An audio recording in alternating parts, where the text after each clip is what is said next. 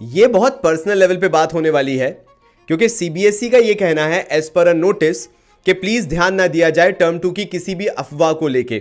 But at the same time हम अंधे भी नहीं है। 2020 में देखा जाए सीबीएसई ने सेम ऐसा ही नोटिस जारी किया था कि बिजनेस स्टडीज का पेपर होगा नो मैटर व्हाट, बट नहीं हुआ। देन कम्स 2021, सीबीएसई ने बोला एनी हाउ एनीवे पेपर होगा, बट नहीं हुआ। देन 2022 पे आते हैं, टर्म 1 बहुत अच्छे से हो गया and CBSE is quite confident about term 2। लेकिन जो एक बात अननोटिस्ड जा रही है वो ये है कि ये सारी सिचुएशन जो अराइज हुई जब पेपर्स हुए या नहीं हुए या situation out of the hands चली गई, वो थी मार्च अप्रैल के महीने के अराउंड।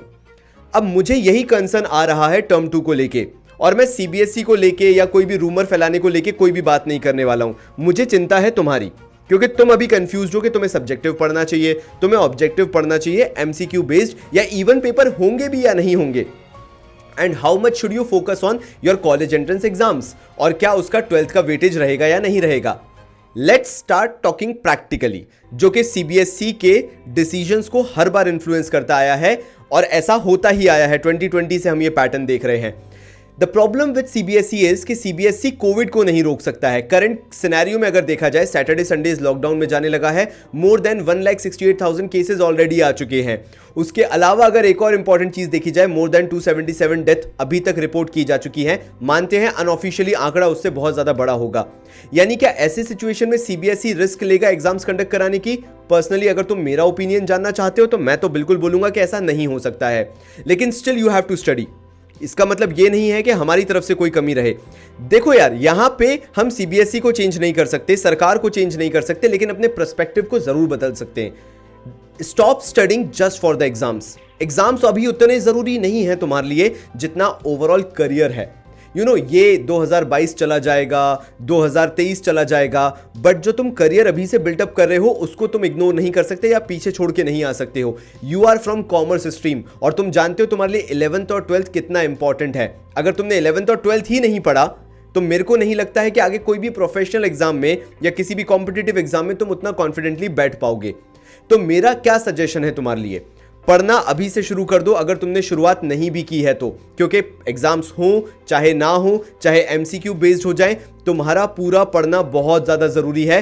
बिकॉज आगे कॉलेजेस में जाना है तुम्हें और तुम्हारे प्रोफेशनल एग्जाम्स भी देने हैं। और बात यहीं खत्म नहीं होती है, एक पर्सनालिटी डेवलपमेंट वाला पार्ट भी होता है जहां हमारा कॉन्फिडेंस भी मैटर करता है। अगर तुम वो कॉन्फिडेंस लेके नहीं जाओगे आगे आने वाले टाइम पीरियड में, जब तुम ग्रो हो रहे होगे, बाहर के दूसरे लोगों से मिलोगे, एंड तुम्हारे अंदर वो कॉन्फिडेंस लैक होगा बिकॉज तुमने 12th में पढ़ाई नहीं की है, वो बहुत बुरे लेवल पे तुम्हें अफेक्ट कर सकता है। मैं बात कर रहा हूं कि 12th में तुम्हारे कॉन्सेप्ट्स कितने स्ट्रांग थे।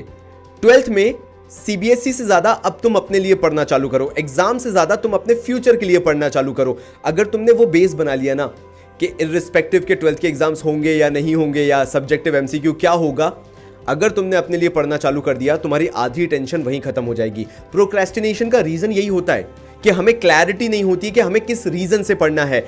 इस पॉडकास्ट के थ्रू मैं तुम्हें वो रीजन दे रहा हूं, why you need to study. Simple reason for me and for myself. मेरे को अपने आप को ग्रो करना है एज अ पर्सनैलिटी, मेरे को अपने आप को डेवलप करना है, मुझे वो लर्निंग कर्व से गुजरना है कि 12th में कितना कुछ सीखने को मिलता था। सोच के देखो, अगर एग्जैक्टली आज एग्जाम्स हो रहे होते तो तुम कितना डेडिकेटेडली पढ़ रहे होते।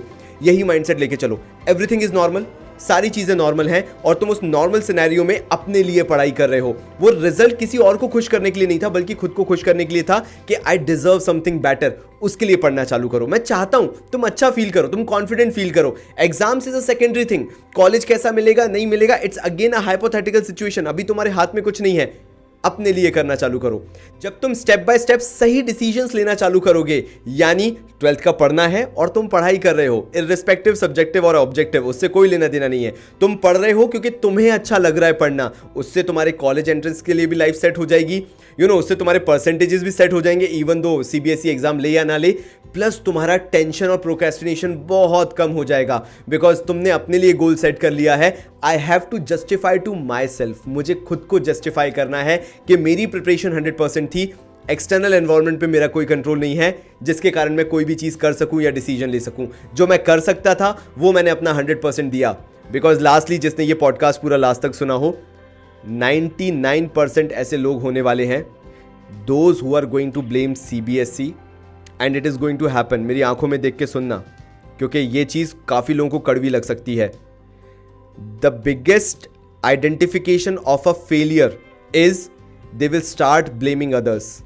They will blame CBSE, they will blame the results, they will blame the COVID case, they will blame कि हमारे टाइम पे यही होता है. और जिनको कुछ करना है ना, दोज 1% जो कि मिलेनियर्स या बिलियनियर्स बनते हैं, दे विल से ये जो वर्स्ट सिचुएशन थी उसमें हमने अपने आप को बेस्ट बनाया. अगर तुम उनमें से ये हो तो मेरी आवाज़ तुम तक पहुंचनी चाहिए. Thank you so much for listening and make sure आज से तुम एक अलग ही कॉन्फिडेंट इंसान हो. फर्क नहीं पड़ता इससे पहले तुम्हारा पास्ट क्या था, 30, 40, 50% वाले तुम क्या थे. हर दिन एक नया दिन होता है और हर दिन तुम खुद को कुछ नया बना सकते हो. तब तक के लिए बहुत सारा प्यार और धन्यवाद.